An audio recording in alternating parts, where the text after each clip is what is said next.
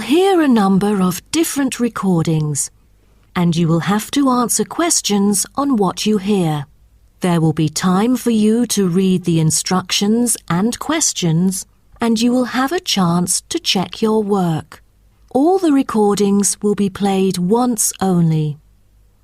The test is in 4 sections.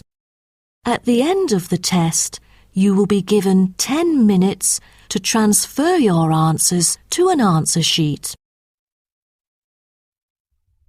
Now turn to Section 1. Section 1. You will hear a telephone conversation between a teacher from the art centre and a female student's father about her art courses. First, you have some time to look at questions 1 to 3.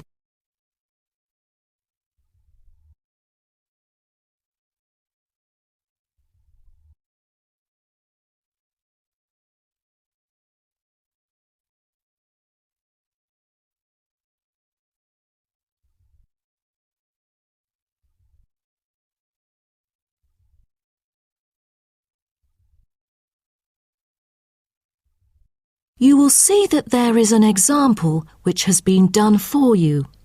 On this occasion only, the conversation relating to this will be played first. Good afternoon. May I speak to Emma's parent?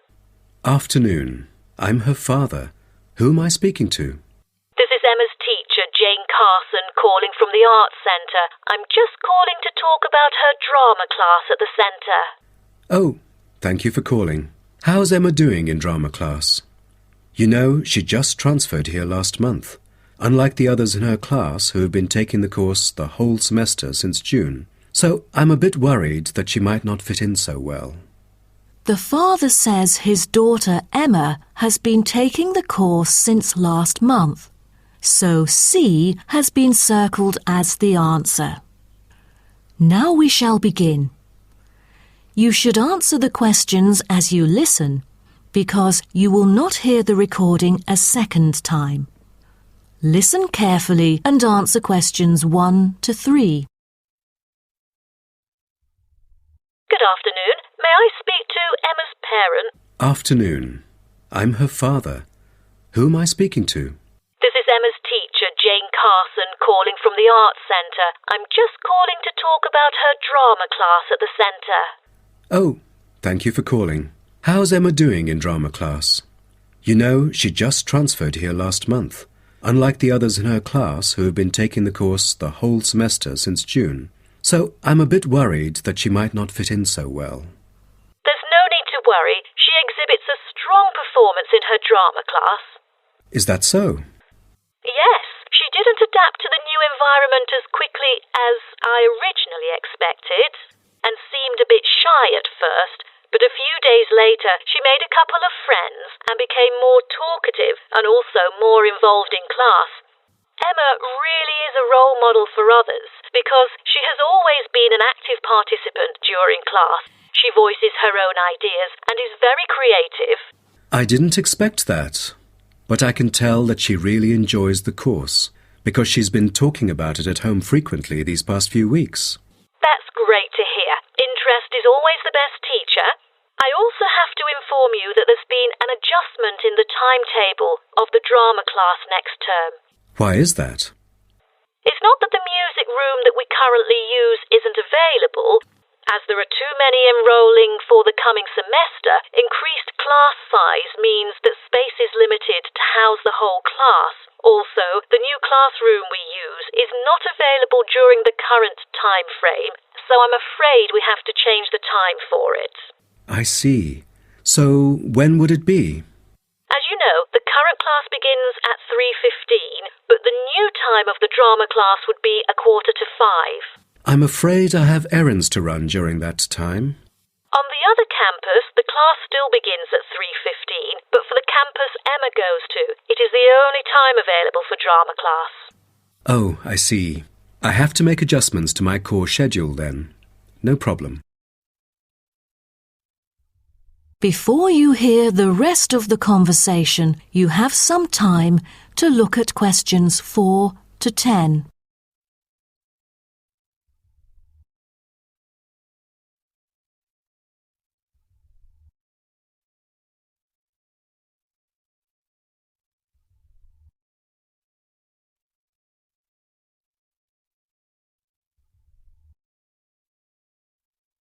Now listen and answer questions 4 to 10.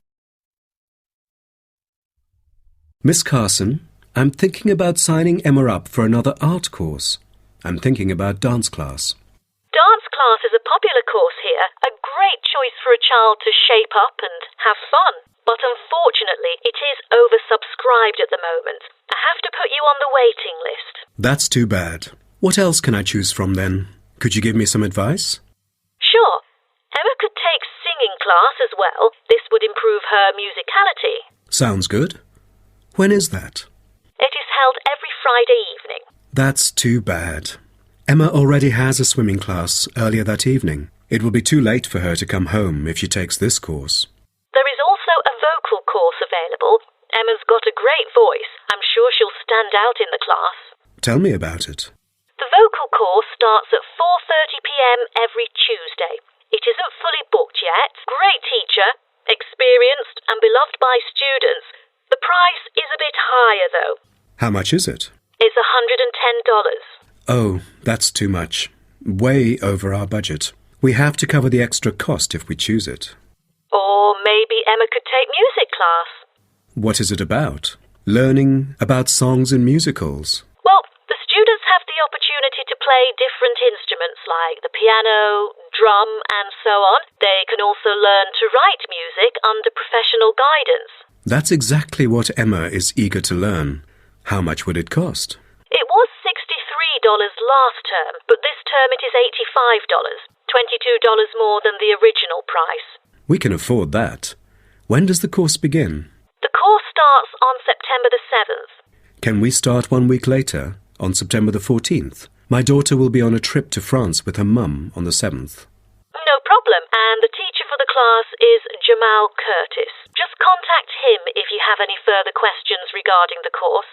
Jamal Curtis? How do you spell Curtis? Oh, it's C-U-R-T-I-S. Thank you. That is the end of section 1. You now have half a minute to check your answers.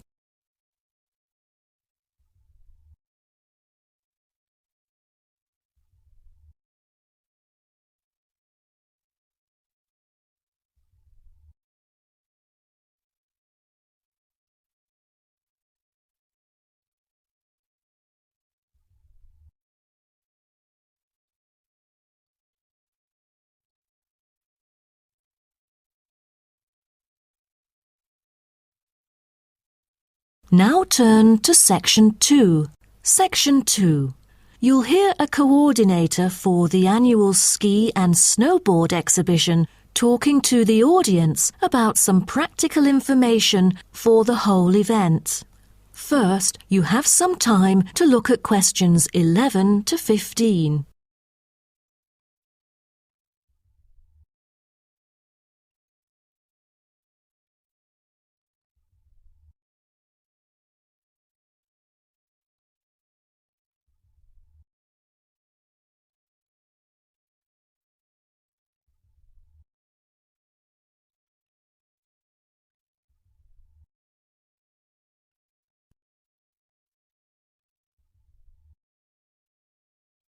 Now listen carefully and answer questions 11 to 15. Good morning everyone, and welcome to the annual ski and snowboard exhibition held from April the 8th to 17th. I am Mary Granger, coordinator of the event this year.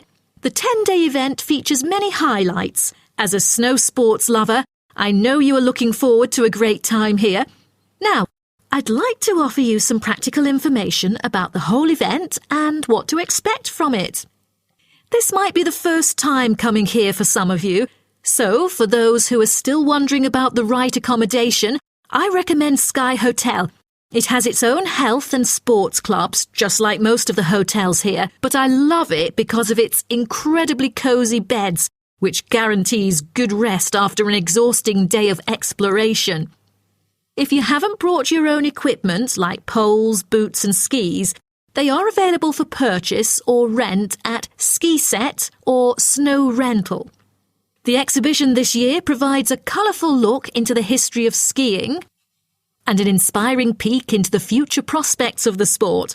Apart from the fascinating photo exhibitions and the most up-to-date skiing gear like always, this year we have added 4 computers which can imitate the process of skiing, ensuring the same physical activity and sensations that appear during the skiing process on downhill slopes. But I have to warn you that it might be quite time-consuming to line up for the free trial experience. Many have posed the question as to how to enter the skiing and snowboarding competition. Well, rather than filling out the back of the entrance ticket or bombarding the committee with emails, the most effective method is by checking out the exhibition newsletter delivered every month for availability. At the most beloved local event, the exhibition has also drawn attention from the press. Last year, massive media coverage was on the worrisome amount of snowfalls. In order to avoid the same predicament, several artificial skiing slopes have been built. With more participants this year, we have lowered the entrance fee, which has been widely reported to local newspapers. A bonus for our participants is the ski programme. It offers a wide variety of lessons and sessions with qualified instructors, ensuring that all ages and abilities are catered to, from the first-timers to seasoned amateurs. I strongly advise you to sign up for the programme, as it is offering an unprecedented 30% discount. That's mainly because we are cooperating with the programme organiser, who promises affordable prices only for the participants of the festival this year. Before you hear the rest of the talk, you have some time to look at questions 16 to 20.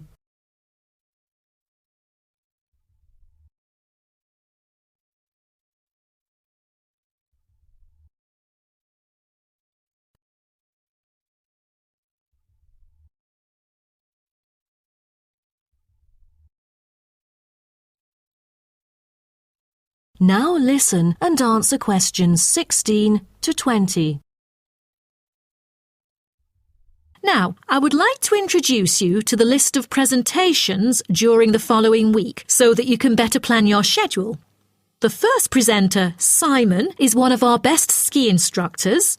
As an experienced instructor, he will inform you about the dangers that face skiers and snowboarders. Accidents happen mostly to those who are careless or ignorant. Good risk management involves considering both the probability and consequences of an accident. The next speech, titled Solution, is given by Jamie Kurt.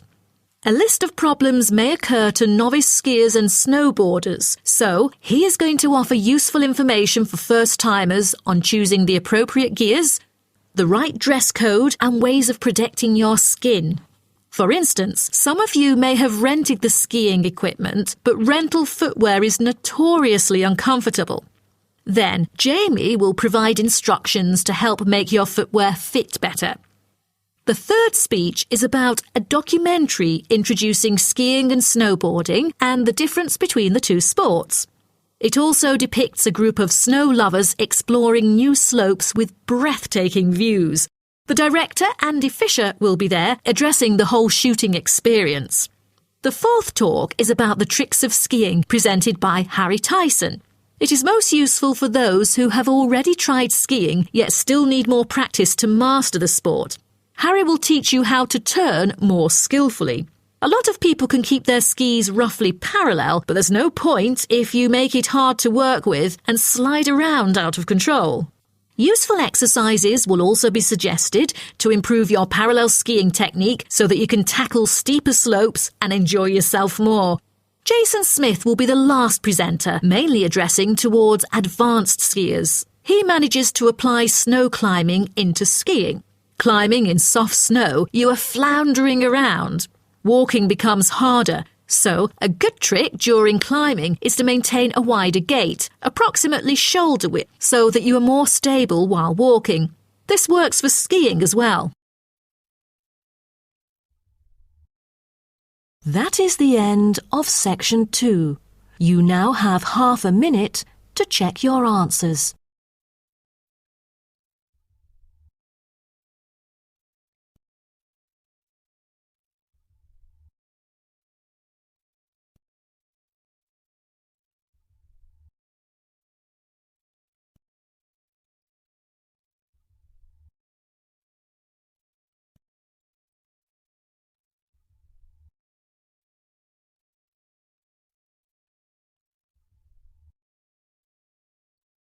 Now turn to Section 3. Section 3. You will hear a student called Jerry discussing a pedagogy course with his tutor. First, you have some time to look at questions 21 to 23.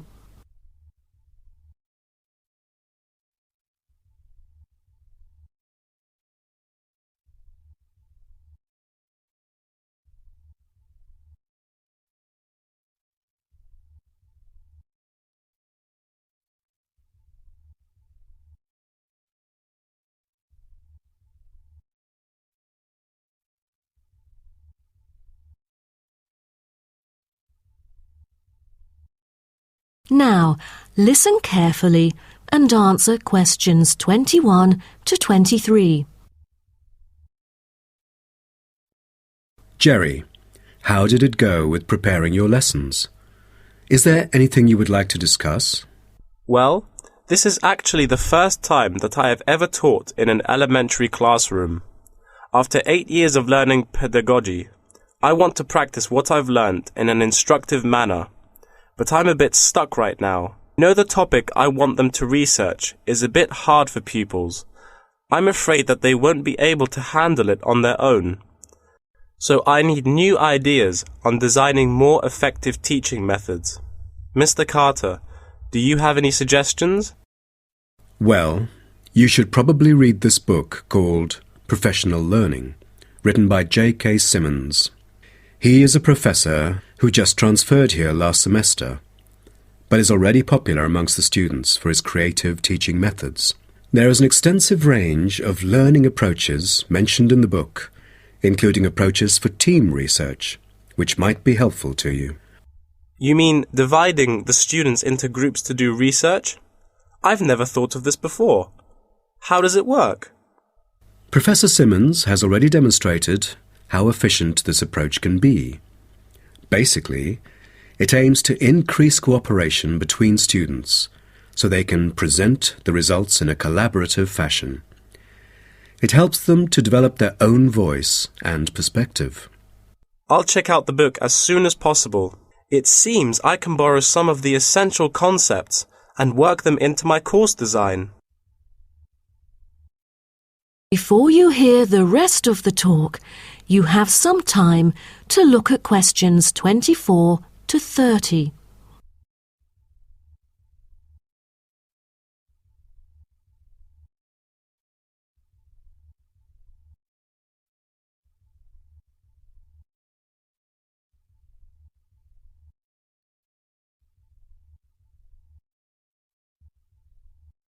Now listen and answer questions 24 to 30.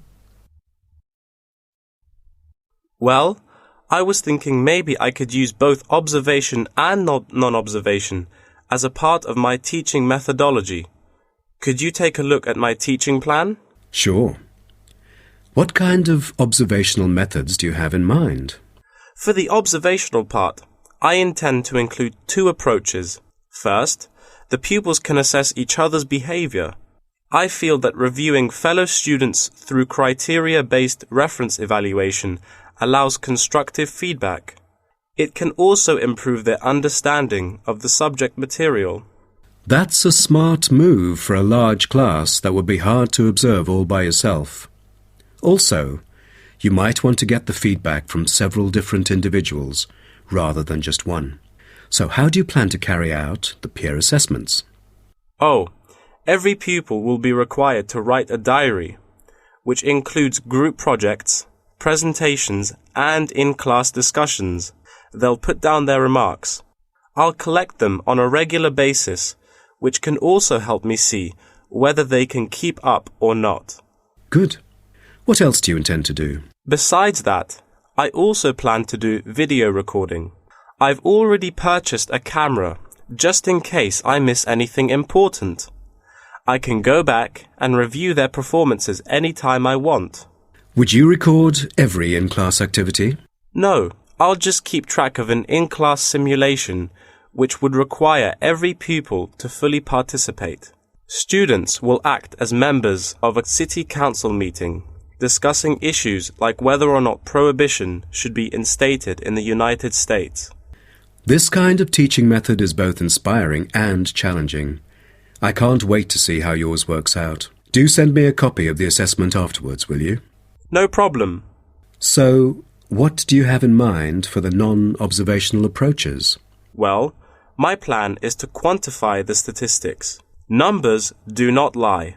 It is the most direct way to measure their performance. See how well they've learned. Where does the data come from? I'll evaluate the test results, including the midterm, final exam, and pop quizzes, which would only take up about 40% of the overall assessment. Sounds like a lot of tests and assignments. Please remember that you don't want to wear out your students. Keeping them engaged is the key to efficient learning. Once they are exhausted, they just stop trying. Oh, I haven't thought about that. You are right. I don't want to frighten them with tons of assignments and exams. I'll make note of that. Thanks for the advice. I remember last time you mentioned questionnaires, right? That's true, but it is not for my students. In fact, they have to design their own questionnaires and choose the respondents using the internet. As a complement of other teaching activities, it would deepen the creative learning process. Is that all? Oh, the pupils will have to conduct interviews of their own, and for this, they get to choose anyone they like, including relatives, friends, and acquaintances to answer the questions. Seems to me that you have figured out most of your teaching methods, but you still need to polish some of the activities. That is the end of section 3. You now have half a minute to check your answers.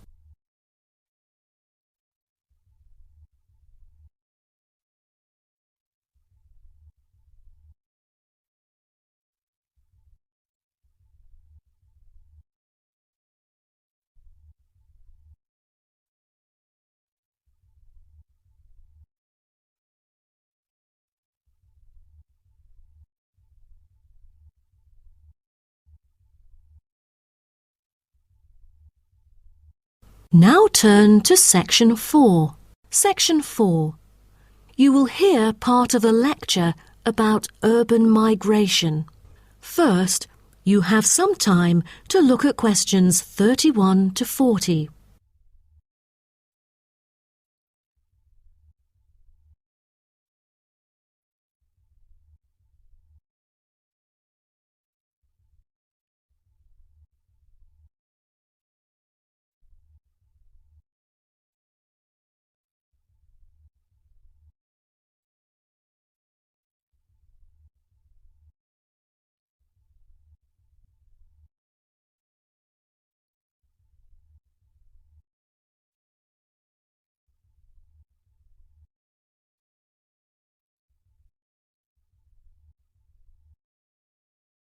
Now, listen carefully and answer questions 31 to 40. Good afternoon, and welcome to my talk on urban migration today. The world has experienced unprecedented urban growth in the recent decades. As much as 3% of Earth's landmass has been urbanized, an increase of at least 50% over previous estimates.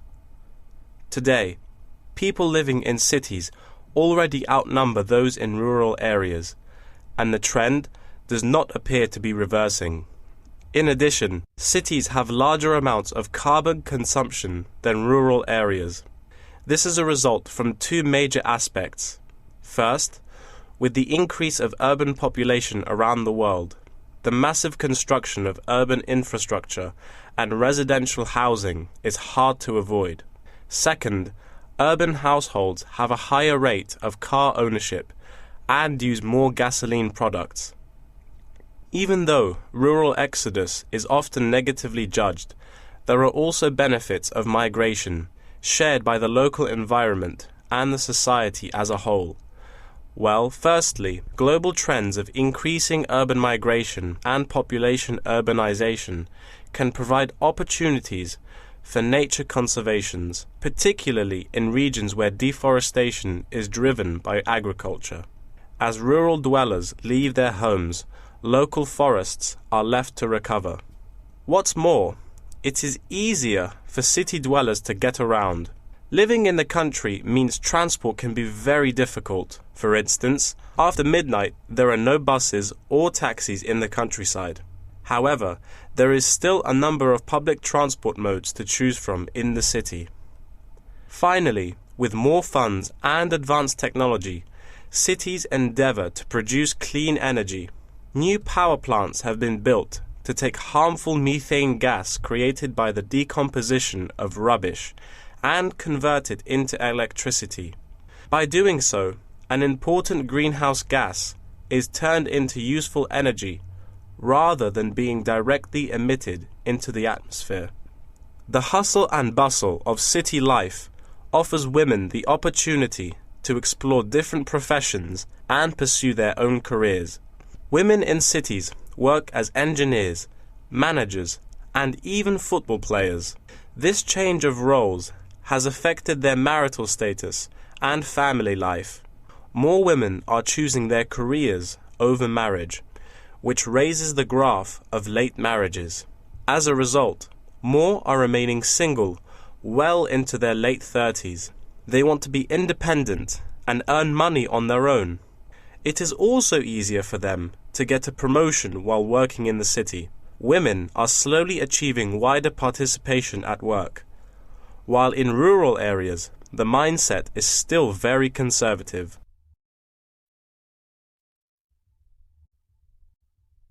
However, cities also change the way that humans interact with each other and the environment, often causing multiple problems. In general, urban wages are significantly higher, so moving to the city is an opportunity to earn what was impossible in rural areas.